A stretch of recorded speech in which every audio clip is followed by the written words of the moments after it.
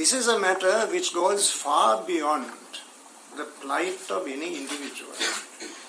What we are dealing with is nothing short of the strength and the stability of Sri Lanka's basic democratic institutions. If there has been bribery, corruption, fraud, by all means set the law in motion. We are unreservedly in support of that. Corruption has to be eradicated from our body politic. But guilt or innocence is a matter for the courts of this country. If there is evidence, present it to the courts. His Excellency Ranil Wickremesinghe has not been found guilty of any offence under the laws of this country by the courts. He is therefore fully entitled to the benefit of the presumption of innocence which is enshrined in the Constitution of Sri Lanka. What is the need to arrest him? Is the arrest in any way connected with the objective of a proper investigation? It is quite evident that there is no connection between the two. The police conduct an investigation. At the end of that investigation, if they are satisfied that there is evidence, the police have the full authority to bring proceedings in the magistrate's court. Alternatively, the police can send the file to the Attorney General for consideration by the Attorney General whether an indictment should go out in the High Court. Neither of those courses of action necessitates an arrest. Why arrest the person subject to the investigation? There is absolutely no prospect of Ranil Wickremesinghe absconding when he is required for trial. He is a former president of Sri Lanka, very active in the political life of the country. Nobody would believe that he can go abroad and evade the course of justice. He is very much here. He is amongst us. He is active in this country. And when he is required in court, he will certainly turn up in court. There is no need to arrest him. Then the prosecution made it clear in court that 33 witnesses have given evidence that is on record. The prosecution has that evidence of 33 witnesses. It's on record. Consequently, there is no possibility at all that Ranil Wickremesinghe will be able to intimidate witnesses or tamper with that evidence because that evidence is already in the hands of the prosecution.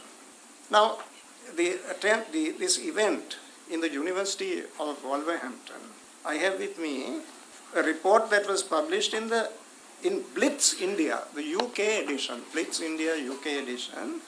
The date of this is the 15th of October 2023. There's a great deal of confusion about the nature of this event. There were two events. One was a lunch in the University of Wolverhampton to celebrate the 25th anniversary of Lord Swaraj Paul. Lord Swaraj Paul had served the University of Wolverhampton for 25 unbroken years as the Chancellor of that university. And there is a celebratory lunch. Lord Swaraj Paul is a man of great eminence, a member of the House of Lords. He has also been very active in the corporate sector of the United Kingdom, and the university which he has presided over with great distinction for a quarter of a century has decided to hold a lunch in his honor. His Excellency Ranil Wickremesinghe participates in that lunch not in a private capacity, but as the incumbent President of Sri Lanka. That is very clear from this. To celebrate the 25th anniversary of Lord Swaraj Paul's chancellorship, the University of Wolverhampton hosted Sri Lankan President. Conquer the world after A-levels. Join IIT. Register now.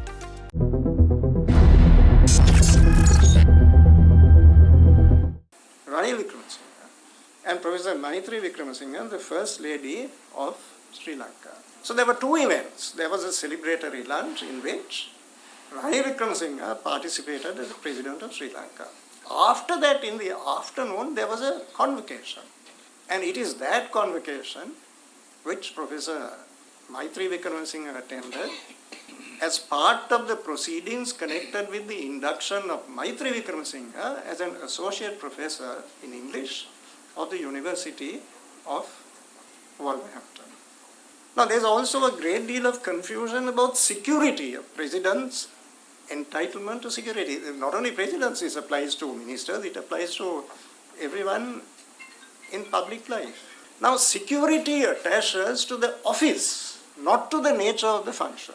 Whether a president is attending an official function or a private function. It can be a wedding, it can be an almsgiving, it can be a visit to a relative. Whatever the nature of the occasion, so long as he or she remains president of Sri Lanka, the state is under an obligation to protect the president. And this applies whether the president is in Sri Lanka or abroad.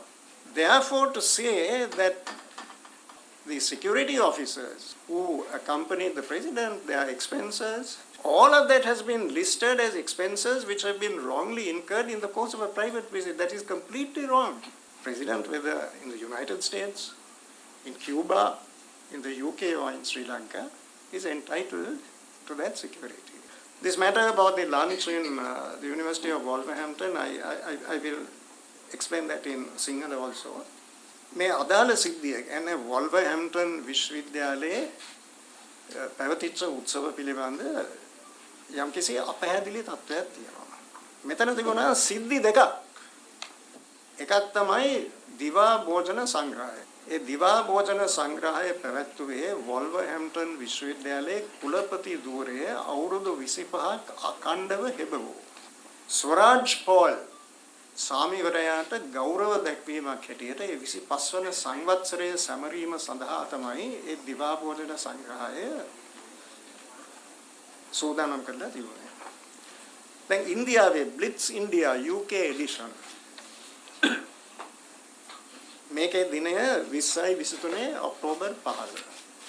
මේක ඉතාමත් පැහැදිලිව සඳහන් වෙනවා දිවා භෝජන සංග්‍රහයට සහභාගී වුණේ රනිල් වික්‍රමසිංහ ජනාධිපතිතුමා.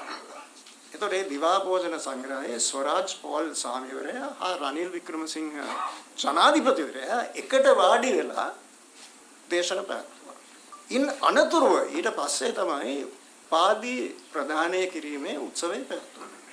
ඒ උත්සවයට තමයි මහාචාර්ය මෛත්‍රී වික්‍රමසිංහ මැතිණිය සහභාගී වුණේ. එතුමියට සම්මානීය මහාචාර්ය ධූරයක් පිරිනමලා තිබුණා ඒ විශ්වවිද්‍යාලයේ. හැබැයි මේකෙන් ලංකාවේ පත්‍රයක් නෙවෙයි ඉන්දියාවේ බ්ලිට්ස් ඉන්දියා කියන මේ ප්‍රවෘත්ති පත්‍රයෙන් තාමත් බොහොම පැහැදිලිව පෙනෙනවා. නිල වශයෙන් තමයි කියලා රනිල් වික්‍රමසිංහ ජනාධිපතිතුමා සහභාගී වුණේ ඒ දිවා භෝජන සංග්‍රහයට. ඉතින් මේ සම්බන්ධයෙන් අපිට කියන්න තියෙන්නේ ඕනෑම ප්‍රජාතන්ත්‍රවාදී සමාජයක විපක්ෂයක් අවශ්‍ය වෙනවා. ඒ කියන්නේ රජයේ ප්‍රතිපත්ති, රජයේ ක්‍රියාමාර්ග නිරන්තරයෙන් ජනතාවගේ විමසිල්ලට, විවේචනයට භාජනය වී යුතුයි. එවන් අවස්ථාවක් යම්කිසි සමාජයක නැතිනම් අවම මට්ටමේ පවත් ප්‍රජාතන්ත්‍රවාදයේ ක්‍රියාත්මක වන සමාජයක් හැටියට ඒක පිළිගන්න බෑ.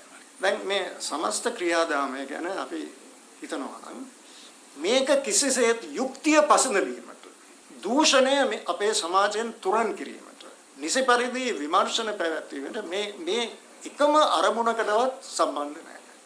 මේකෙන් බලාපොරොත්තු වෙන්නේ මොකද්ද කියන එක සත්සුදත්වයේ පැහැදිලි.